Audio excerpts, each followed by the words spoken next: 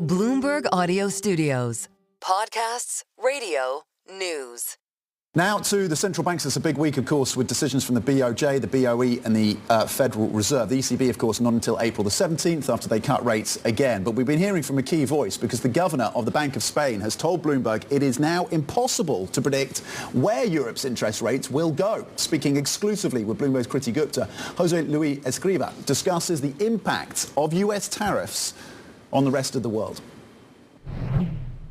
The Bank of Spain released their monetary projections earlier this week, talking about this incredible moment in the sun that Spain has had and the Spanish economy has had. How long do you think that can last?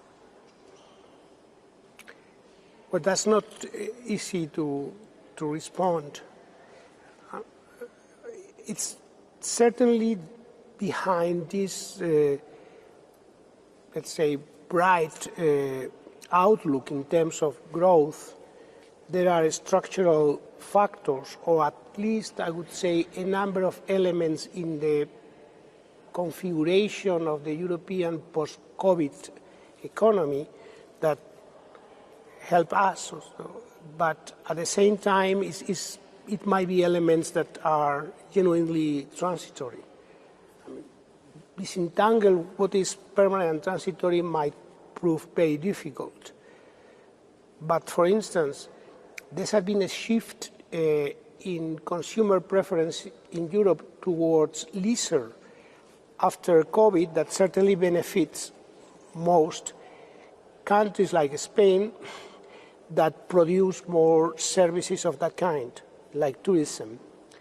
And it's also true that non-tourist services are also performing very well in Spain, and this might result of the ability to work now more remotely than in the past, and we are an attractive country for settlement, and that's helping to produce services from Spain to third countries.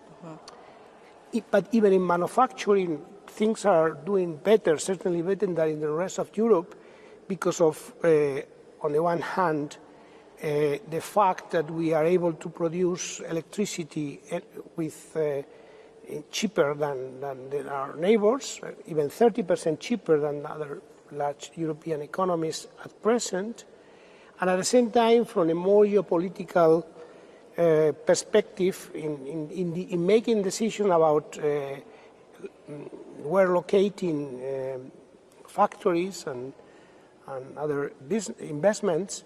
I mean, I would say that now there is being in the south and being very much in the west of Europe is preferable. All these elements are supporting us.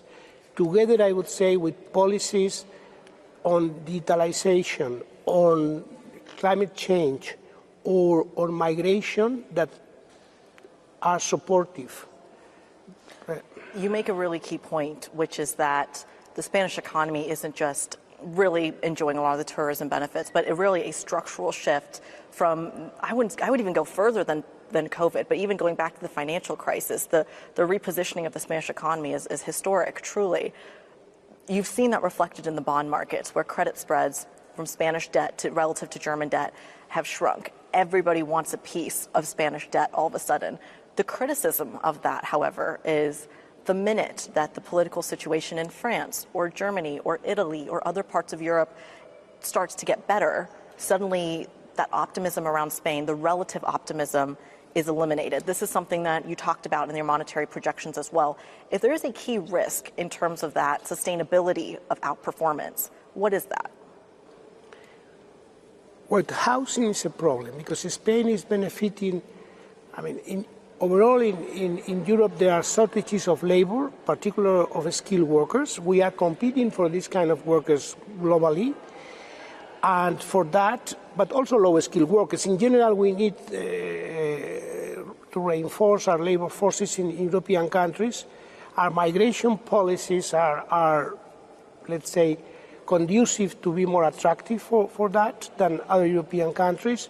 But of course, housing is becoming a constraint over time, not only from a social dimension, but also from the labor market perspective.